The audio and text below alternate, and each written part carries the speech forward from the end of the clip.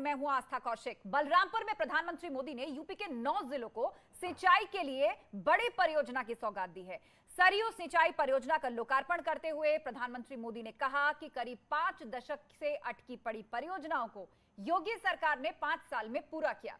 प्रधानमंत्री ने विपक्ष पर भी निशाना साधा।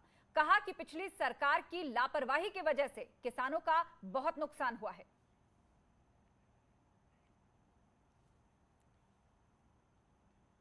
तालियों के प्रणाम माननीय। जब मैं आज दिल्ली से चला तो सुबह से मैं इंतजार कर रहा था कि कब कोई आएगा,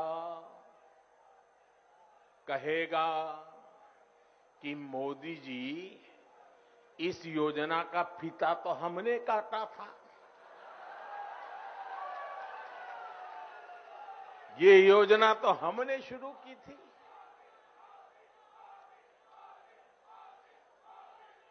कुछ लोग हैं जिनकी आदत है ऐसा कहने की। हो सकता है बचपन में इस योजना का फीता भी उन्होंने ही काटा हो। साथियों, कुछ लोगों की प्राथमिकता फीता काटना है, हम लोगों की प्राथमिकता योजनाओं को समय पर पूरा करना है।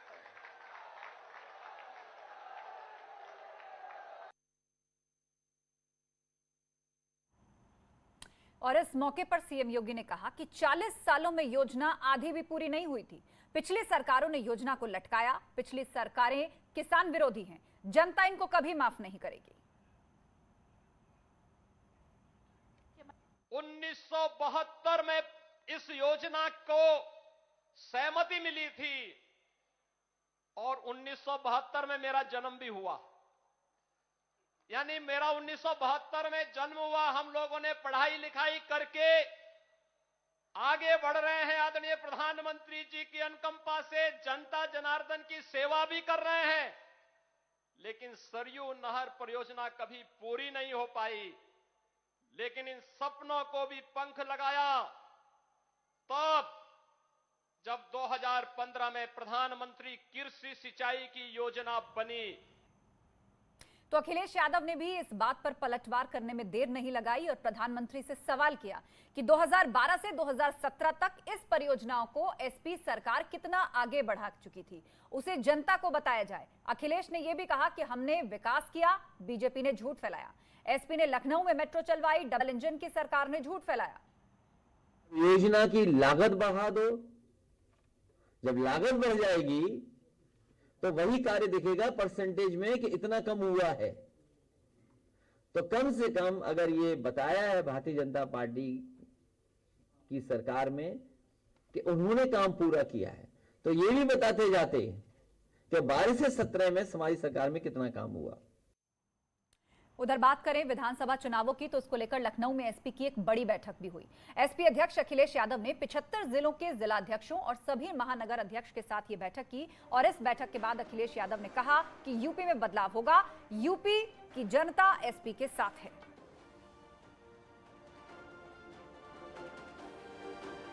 संगठन के सभी जिम्मेदार पदाधिकारी यहां मौजूद थे, जिसमें जिलाध्यक्ष और विधानसभा के अध्यक्ष,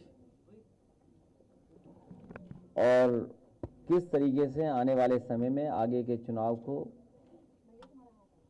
उत्तर प्रदेश में समाजवादी पार्टी के पक्ष में समर्थन जनता का मिले।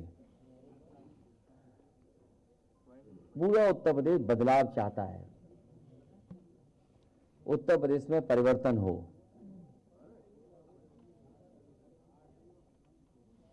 उत्तर प्रदेश की जनता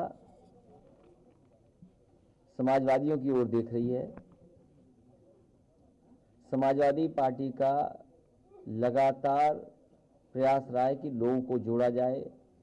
पार्टी के प्रयास रहा कि जो क्षेत्रीय और छोटे दल हैं उनको भी जोड़ करके उत्तर प्रदेश की जनता को एक नई सरकार देने का काम करें। अब योजना की लागत बढ़ा दो, जब लागत बढ़ जाएगी तो वही कार्य दिखेगा परसेंटेज में कि इतना कम हुआ है। तो कम से कम अगर ये बताया है भारतीय जनता पार्टी की सरकार में कि उन्होंने काम पूरा किया है, तो ये भी बताते जाते कि 12 से 17 में हमारी सरकार में कितना काम हुआ। उधर मेरठ में बूथ कार्यकर्ताओं के सम्मेलन में बीजेपी अध्यक्ष जेपी नड्डा ने एसपी अध्यक्ष अखिलेश यादव पर बड़ा हमला बोला। नड्डा ने कहा कि 2017 से पहले उत्तर प्रदेश में प्रजातंत्र नहीं, दंगा तंत्र था। अखिलेश राज में 700 दंगे हुए, 2013 में हुआ मुजफ्फरनगर दंगा और कैराना का पलायन कोई भूल नहीं सकता। 2017 में भाजपा की सरकार बनने के बाद योगी आदित्यनाथ ने इस दंगा तंत्र का खात्मा किया और वो दंगा तंत्र के पुजारी हैं, यह भी हमको समझना चाहिए। वो दंगा में विश्वास करते हैं। आप भूल गए होंगे 700 से ज्यादा दंगे हुए 5 साल में, 112 लोग मारे गए, ये भी हम लोगों को ध्यान में रहे। 112 लोग राइट में मारे गए। उसी तरीके से 27 अगस्त 2013 अभी भी भूला नहीं जाता कि ये नई सपा नहीं है, ये वही सपा है, इसको भी हमको ध्यान में रखना चाहिए। कैराना को याद करो, पलायन को याद करो, मुजफ्फरपुर के दंगों को याद करो। ये प्रजातंत्र नहीं था, ये दंगा तंत्र था और इस दंगा तंत्र को समाप्त करके योगी जी ने यहां पर शांति, अमन, चैन और विकास की एक नई कहानी लिखी है। उस बात को हमको समझना चाहिए।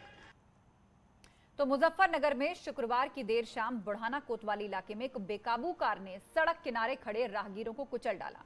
कार कांधला की ओर से मुजफ्फरनगर जा रही थी, तभी तिराहे के फुटपाथ पर पैदल चल रहे कुछ लोग खड़े थे, कुछ बैठे थे। इन्हीं व्यक्तियों के ऊपर से ये कार कुचलते हुए गुजर गई। इस दर्दनाक हादसे में लगभग 7 लोग चोट लगने से घायल हुए हैं। पूरी घटना तिराहे पर लगे सीसीटीवी कैमरे में कैद हो गई। घटना के बाद स्थानीय लोगों ने कार समेत कार चालक को पकड़कर पुलिस को सौंप दिया।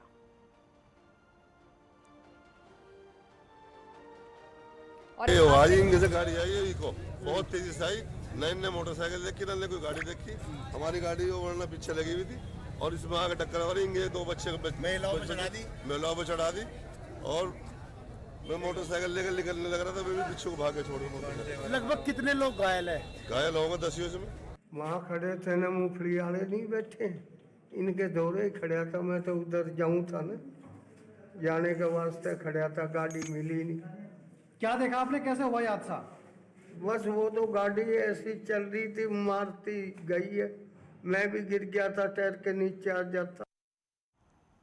अगली खबर की ओर बढ़ते हैं। बाबा विश्वनाथ की नगरी काशी नए तरीके से सजकर तैयार हो रही है। मोदी काशी को नई पहचान और नई उड़ान दे रहे हैं। 13 दिसंबर को पीएम मोदी नई काशी कॉरिडोर का लोकार्पण करेंगे और आपको दिखाते हैं न्यूज 18 पर काशी कॉरिडोर के ड्रोन से लिए गए कुछ एक्सक्लूसिव वीडियोस। इसमें हम आपको दिखाएंगे आखिर नभ से कैसी दिखती है नव्य और भव्य काशी।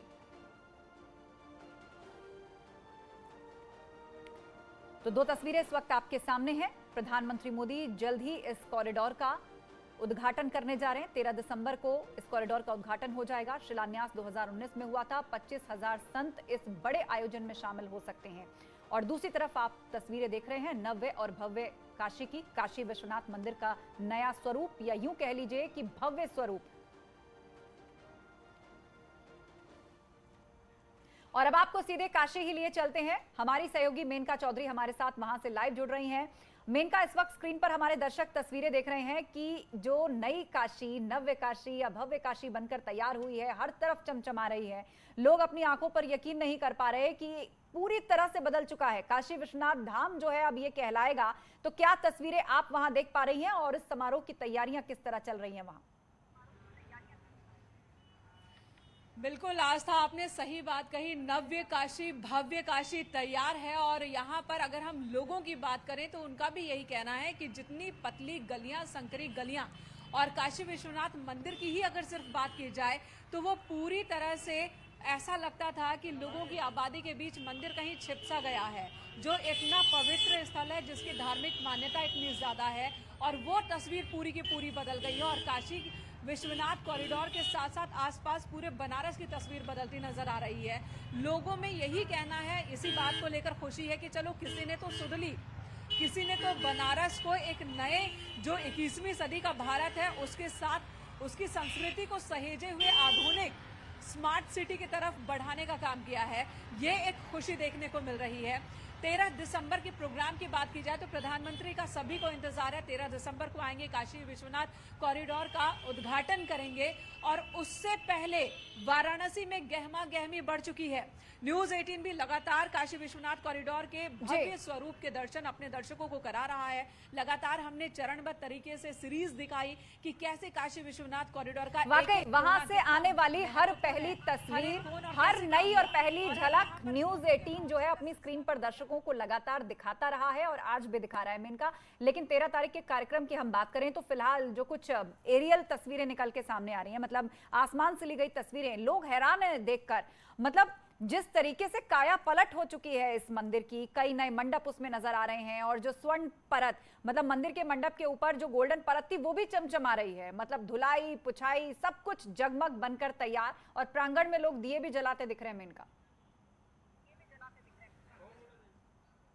जी बिल्कुल। और 13 तारीख को जो प्रधानमंत्री नरेंद्र मोदी उद्घाटन करेंगे उसके बाद 1 महीने तक ये कार्यक्रम चलेगा और इस 1 महीने के कार्यक्रम के दौरान जो आम लोग हैं, काशी के जो निवासी हैं आम लोग, वो भी दिए जलाएंगे। एक बार फिर से देव दीपावली वाला स्वरूप जो है, वो तस्वीर, वो नजारा, वो अद्भुत तस्वीरें एक बार फिर से बनारस से लोगों को देखने को मिलने वाली है। वाकई, और उसकी झलक मेनका मिलनी शुरू भी हो गई है।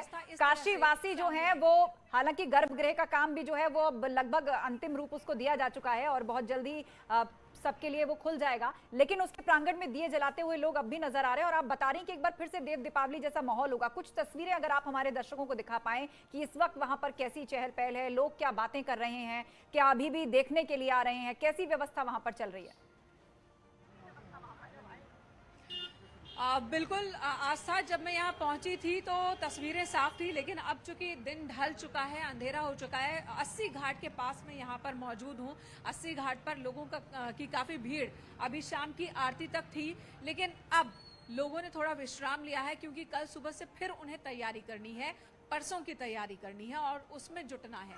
तो थोड़ा लोगों ने विश्राम किया है और यही वजह है कि मेरे पीछे आपको अंधेरा नजर आ रहा होगा। हालांकि पूरी घाट को लाइट से सजाया गया है। वो तस्वीरें मैं इस वक्त आपको नहीं दिखा पा रही हूँ दर्शकों को, क्योंकि मैं थोड़ी दूरी पे हूँ काशी घाट से। और लेकिन अद्भुत तस्वीरें लगातार देखने को मिल रही है।